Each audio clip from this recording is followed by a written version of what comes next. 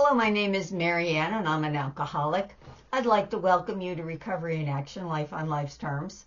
This is an open meeting of Alcoholics Anonymous. We're glad you're all here, especially newcomers. In keeping with our singleness of purpose and our third tradition, which states the only requirement for AA membership is a desire to stop drinking, we ask that all who participate confine their discussion to their problems with alcohol. This is an open Big Book step study meeting where we discuss the 12 steps of recovery as they're written in the Big Book of Alcoholics Anonymous, with the focus on their application in everyday life and recovery. This is the 13th session of the 7th cycle of the workshop that was presented on October 26th, 2024, where we completed the 11th step. Next week, we'll begin the 12th step. If you would like to contribute to the 7th tradition, you may do so using the QR codes displayed. Contributions are applied towards the group's expenses and support our service offices. Recordings of the workshop are available, and if you would like to be placed on the distribution list, please send an email to recoveryinaction462@gmail.com to receive the links, or you can visit our YouTube channel. The workshop typically begins with a brief meditation in which an inspirational music video is played. Because of copyright restrictions, it cannot be on the video. However, a link is provided, and I suggest you take a minute, view the video, and take a brief meditation before you begin the workshop. As the recording begins, the workshop is already in session. Feel free to contact me if you have any additional questions or require my assistance further. I hope you enjoy the workshop. Another custom of this group is to start the workshop by saying the full version of the Serenity Prayer. We're all familiar with the first part, but many of us are unaware that there is a second part to it, and I believe it's this second part of the prayer that reflects what recovery is all about. So if you would all please join me in the Serenity Prayer. God, grant me the serenity to accept the things I cannot change, courage to change the things I can, and the wisdom to know the difference. Living one day at a time, enjoying one moment at a time, accepting hardship as the pathway to peace, taking as he did this sinful world as it is, not as I would have it, trusting that he will make all things right if I surrender to his will, that I may be reasonably happy in this life and supremely happy with him forever in the next. Amen. So we are starting in the Big Book of Alcoholics Anonymous, which is the book of instructions on how to work the 12 steps. The 12 steps are a set of instructions on how to get rid of the things that are blocking us off from our higher power. However, just reading the book without experiencing it or doing it what it says to do is a useless exercise in futility. You can't learn how to play the piano, tap dance, or swim without practicing. You can't swim without jumping in the water, and that's what we're doing here. So we need to practice. So we're going to be skipping around through the big book, but we're starting at the cover page, which states that this is the story of how many thousands of men and women have recovered from alcoholism. When we say recovered, we mean that the problem is removed. We don't have to make a choice whether we drink or not because we don't even think about it. We automatically turn to God instead of alcohol when we're upset. Alcohol is no longer an option to solve our problems. Selfishness and self-centeredness are gone. No, we're no longer angry, fearful, or harmful, and our old destructive ways of thinking and acting have been replaced by new and peaceful ones. Then we're going to skip to page 84 and focus on the 10th step promise. There's lots of promises in the book, not just the 9th step promise, but the 10th step promise is on page 84. And it states, and we have ceased fighting anything or anyone, even alcohol, for by this time sanity will have returned. We will seldom be interested in liquor. If tempted, we recoil from it as from a hot flame. We react sanely and normally, and we will find that this has happened automatically.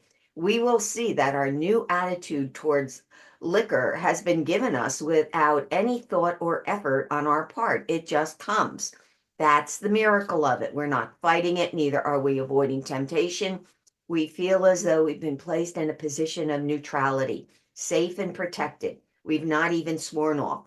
Instead, the problem has been removed. It does not exist for us. We're neither cocky nor are we afraid. That's our experience. That's how we react, so long as we keep in fit spiritual condition. Then we're going to jump back to page 27, which defines recovered as ideas, emotions, and attitudes, which were once the guiding forces of the lives of these men, are suddenly cast to one side, and a completely new set of conceptions and motives begin to dominate them. Then we go to the back of the book in the appendix, the spiritual experience, and it describes recovered as being a personality change sufficient to bring about recovery from alcoholism has manifested itself among us in many different forms. And then we go from the back of the book to the forward to the first edition, which states that we of Alcoholics Anonymous are more than 100 men and women who have recovered from a seemingly hopeless state of mind and body. To show other alcoholics precisely how we have recovered is the main purpose of this book. And it later goes on to say that the only requirement for membership is an honest desire to stop drinking. However, the desire to stop drinking is not the only requirement to become recovered.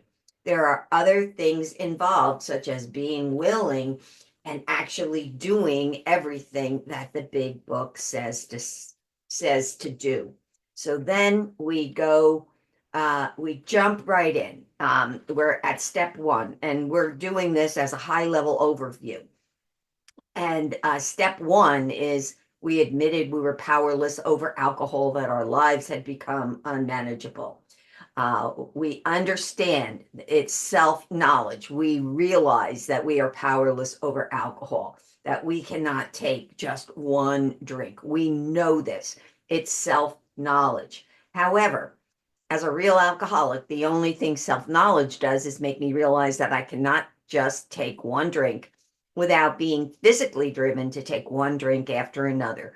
This then allows me the opportunity, if I'm spiritually fit, to pass on the first drink. And I can only do this on a continuous basis if I'm connected to my higher power, which brings us to step 2. Came to believe that a power greater than ourselves could restore us to sanity. The only thing about step 2 is it doesn't say that we have to believe in anyone else's conception of a higher power. It's your concept of what that higher power is. So the only requirement for step 2 is to answer yes to the following question. Do I now believe, or am I even willing to believe, that there's a power greater than me that can solve my problem? If I can say yes to that question, then I move on to step 3, which is made a decision to turn our will and our lives over to the care of God as we understood him. The key to step 3 is the first 3 words, made a decision.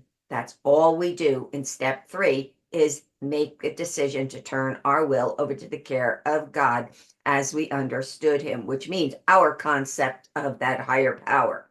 And the third step prayer is where we're offering ourselves to whatever our concept of God happens to be. And we're saying, okay, may I do I'm asking permission. May I do thy will always? I'm asking, that's what I'm doing here. That's what that says.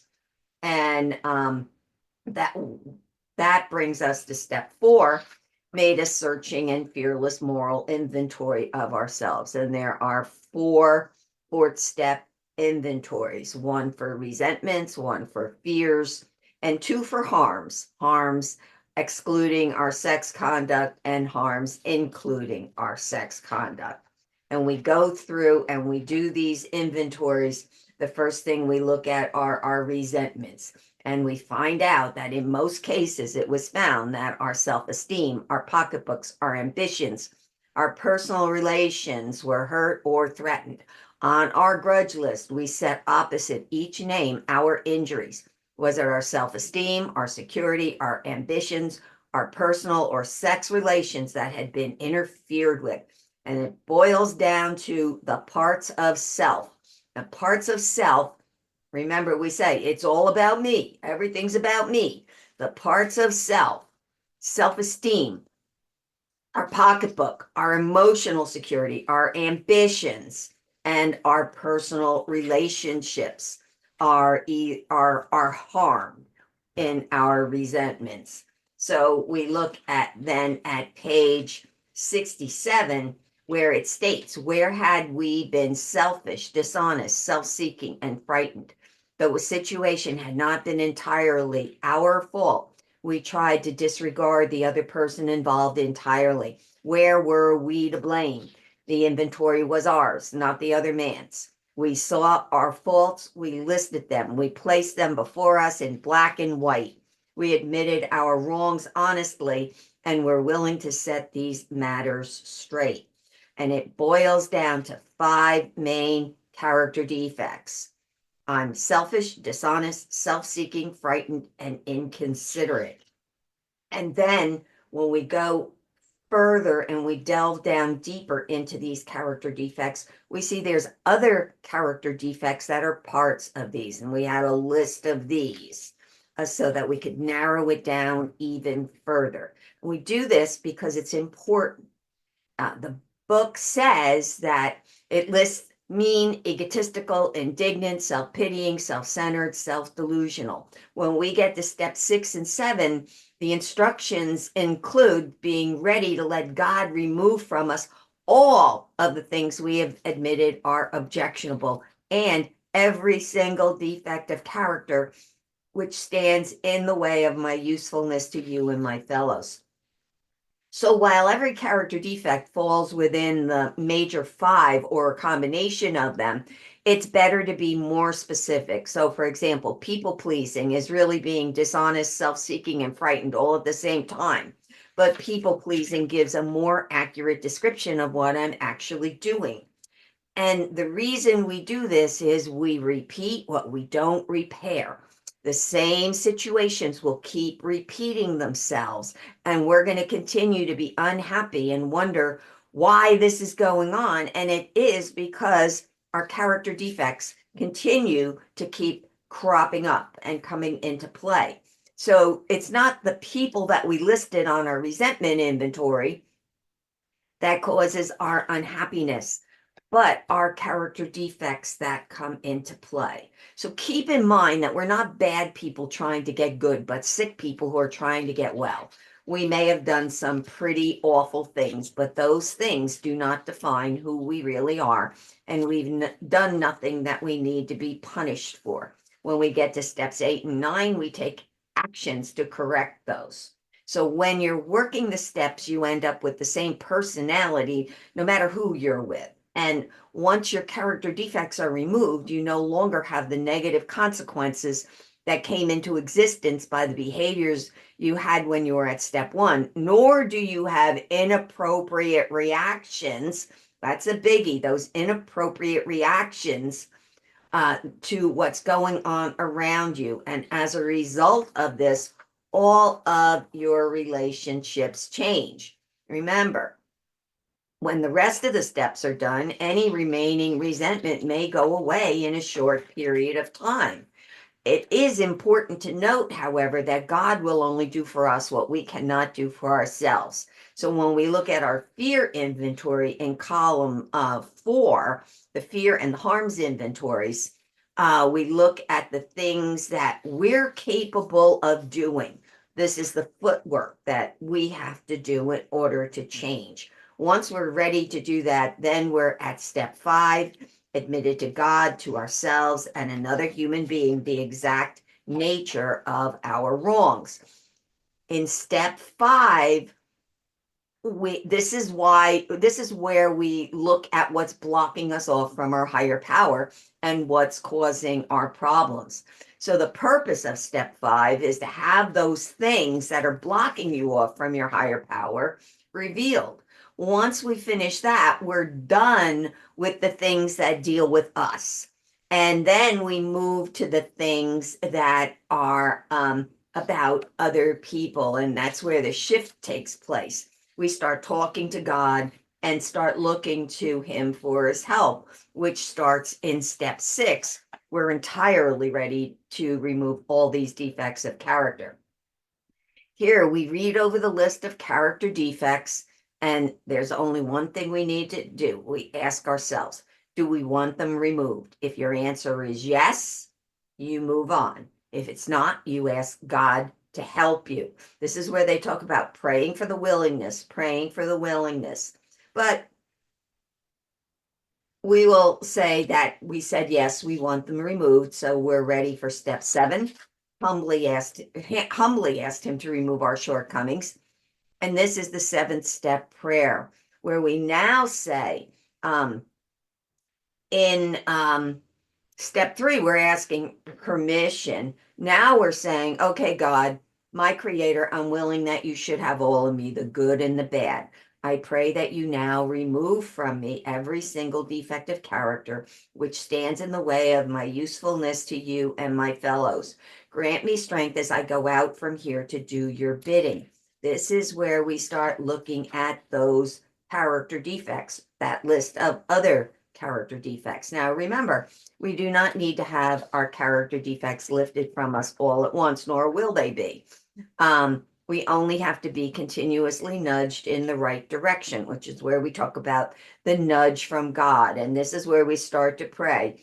Please, God, stop me from being that character defect and teach me to be my character asset, and do each one separately. For example, please, God, stop me from being lazy and teach me to be someone who does what's needed immediately.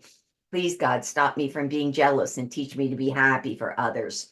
Throughout the day, whenever a character defect crops up, and trust me, they will, immediately stop, take a deep breath, ask God to stop you from being the character defect and teach you to be the opposite. And then act as if you're someone who has that character asset. God will not immediately remove your defects. Nature abhors a vacuum. If the character defect is removed and you don't have the right thing to replace it with, something that may not enhance your life has a chance to crop in and be the replacement. And you don't want that to happen. So God will give you opportunities to practice that character asset. And when he thinks you've learned enough and practiced the opposite enough, he'll remove the character defect. And the use of step 7 and step 10 is where the remaining character defects get removed. Step 7 starts the process, and some character defects may be removed or diminish within a very short period of time after starting step 7. The use of step 7 in step 10 is where the remaining character defects get removed. And why we do this is where we're living life on life's terms. Most of us, we live our lives shaped by our habits. And a habit is a past action repeated often enough that it's automatic. Now, in alcoholics, our fight or flight response gets triggered easily, and our character defects have been repeated so often that they're automatic, unconscious responses to having a part of ourselves hurt, threatened, or interfered with. They came into play to protect us, and it may have been appropriate in a particular part of our life. But as adults and as recovering alcoholics, they create problems for us. This is where we talked about Dr. Stephen Covey's stimulus response model, in that we have to separate that stimulus from the response and go into the decision-making tool of what he calls the circle of concern, the circle of influence, which is overlaid by the serenity prayer. Because in the circle, the large circle represents everything in the universe I could have a concern about. The smaller circle represents the things that I can do something about. So when I look at the serenity prayer, God grant me the serenity to accept the things I cannot change. That's all of the stuff out here in the area of concern. And then the courage to change the things I can are the things within the smaller circle of influence. And then the biggie is the wisdom to know the difference. So I do not want to be focusing my time and my energy on the things that I can't do anything about. I want to focus my time and my energy on the things that I can do something about, which brings us back to this model where our decision making is based on the serenity prayer, accepting the things we cannot change, changing the things that we can, and having that wisdom to know the difference between the two. Step 7 and the use of step 7 in step 10 teaches us not to react inappropriately to everyday situations we might misinterpret as threatening. Step 7 teaches us the things that are unmanageable in our lives. This is the daily stuff that's always happening, the things that upset us and the things we're afraid of. All of them are caused by our distortion of what's actually going on around us, our giving more credit and attention to these things than they deserve, and then having our character defects come into play to protect us. Steps 8 and 9 are the steps that are used to correct the wreckage of the past, which is step 8, made a list of all persons we had harmed and became willing to make amends to them all. The key here is made the list and became willing. That's all we do is make the list. In step 9, we make direct amends to such people wherever possible, except when to do so would injure them or others. We do step 9 to set right the wrongs of our past and clean up our side of the street. So once we do step 9, we're done spending any more time feeling guilty. If other people hold on to their pain, they do what they do. It's on them. When we've completed the previous 8 steps, we'll be a different person than who we were at step 1. Each step gives us the strength to do the next. After doing step 7, some of your character defects will have either been removed or diminished.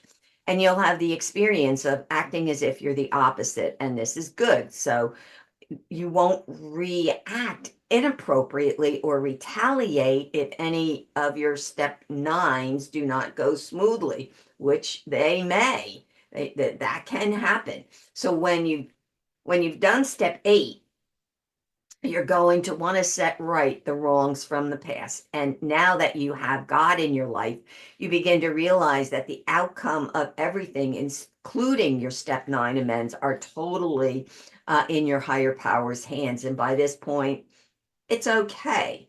And this is where we look at the 9th step promises. And I'm not going to read the whole thing, but the key is we will suddenly realize that God is doing for us what we could not do for ourselves. And that brings us to step 10, continue to take personal inventory, and when we were wrong, promptly admitted it. And this is where we continue to take personal inventory. Continue means we continue. We do it over and over and over again. We continue to set right the new mistakes that we make as we go along as part of living. And we vigorously commence this way of living as we continue to clean up the past. This is where we've entered the world of the spirit. Our next function is to grow in understanding and effectiveness, which is not an overnight matter. It continues for a lifetime. We continue to watch for selfishness, dishonesty, resentment, and fear. And when they crop up, which they will, we ask God at once to remove them. We discuss them with someone immediately, make amends quickly, and then we resolutely turn our thoughts to someone we can help. Love and tolerance of others is our code. Note, it states we ask God at once to remove them. This means we go to God at once. It doesn't mean that we tell God immediately to remove our character defects. We do a step 10. As soon as we notice that twinge that tells us that something is not quite right. The nightly review is not step 10. The nightly review is part of step 11. Step 10 is done immediately. Step 10 is your higher power's way of giving you a chance to act as if you're the opposite of your character defects. Once you get to step 10, this is where you stop doing that step 7 morning prayer of asking the character defects to be removed and taught the opposite, because in step 10, God decides which ones he's going to have you work on. Step 10 is doing the same things we did in steps 4 through 9. But while what we did originally for steps 4 through 9 was used to clean up the things from our past when we were drinking, step 10 is used immediately to clean up things as they happen from this point forward. Step 10 is a very important step because this is where you start to become recovered. Remember, when you start doing step 10, your life is not suddenly going to hell. What's happening is God is putting you in situations where you learn to be the opposite of your character defects. So learn the lessons quickly, because each successive lesson may not be as gentle as the previous one. You made a decision to let God be in charge of your life in step 3. Step 3, you gave God permission to mold you into who he wants you to be in step 7. In step 10, he starts that transformation. So by doing steps 1 through 9 properly, you remove the things blocking you off from your higher power. So nothing is interfering with you receiving messages and lessons in step 10 and guidance in step 11 from your higher power. Everything happening is your higher power is either trying to teach you something or to protect you from something. So without this realization, there's really nothing to be upset about. The gift for believing this is peace of mind and finding a quick and easy solution to every situation you find yourself in. I do have step 10 worksheets that are available on that shared folder in the Google Drive. Step 10 is use the moment anything disturbs your peace of mind. It doesn't matter if it's a small inconvenience or a giant hit to your ego or anything in between. Any resentment, fear, and or harm disturbing your peace of mind interferes with your connection to your higher power. So you do a step 10 for a resentment, a fear, or a harm. Again, the difference between steps 10 and 11 are that step 10 is done immediately to clean up things as they occur. Step 11 is done at night as a review. Step 10 is a continuous fine-tuning of who I'm supposed to be. It's God's way of putting me in situations he wants me to be in to learn certain lessons. The difference between step 10, which is done immediately, and step 11, which is reviewing, planning, and being guided, is that step 10 is where God teaches me lessons, and step 11 is where I put them into practice. So when I go from step 10 to step 11, I want to be content with whatever life brings me, because I view everything as an opportunity to deepen my connection with my higher power, which is the thinking that brings me to step 11, sought through prayer and meditation to improve our conscious contact with God as we understood him, praying only for knowledge of his will for us and the power to carry that out. And this is what the next instruction on page 86 states. When we retire at night, we constructively review our day. Were we resentful, selfish, dishonest, or afraid? Do we owe an apology? Have we kept something to ourselves which should be discussed with another person at once? Were we kind and loving toward all? What could we have done better? Were we thinking of ourselves most of the time, or were we thinking of what we could do for others, of what we could pack into the stream of life? But we must be careful not to drift into worry, remorse, or morbid reflection, for that would diminish our usefulness to others. After making our review, we ask God's forgiveness and inquire what corrective measures should be taken. On awakening, let us think about the 24 hours ahead. We consider our plans for the day. Before we begin, we ask God to direct our thinking, especially asking that it be divorced from self-pity, dishonest, or self-seeking motives. Under these conditions, we can employ our mental faculties with assurance, for after all, God gave us brains to use. Our thought life will be placed on a much lighter plane when our thinking is cleared of wrong motives. In thinking about our day, we may face indecision. We may not be able to determine which course to take. Here we ask God for inspiration, an intuitive thought or decision. We relax and take it easy. We do not struggle. We are often surprised how the right answers come after we've tried this for a while. Step 11 is where I actually carry out the decision I made in step 3 to turn my life and my will over to the care of God. At step 11, I'm willing to have God run every aspect of my life, because based on my own experience in working the previous steps, I've learned that anything God has in store for me is 10 billion times better than anything I could plan for myself. So my prayer life changes in step 11. I stop telling God what he should, and instead I only have 2 prayers. The first one is gratitude. I express appreciation for everything, and this puts me in a constant state of gratitude. The second prayer is, please tell me what you want me to do, and give me the strength to carry that out. So the instructions for step 11 tells me what to do at night. At night, we constructively review our day.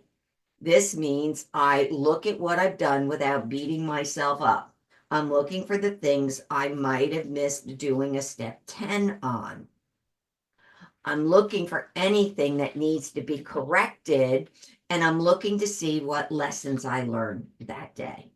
The second part of the instructions tells me what to do each morning. On awakening, I plan the next 24 hours ahead, which means I make plans on how I'm going to make any needed corrections.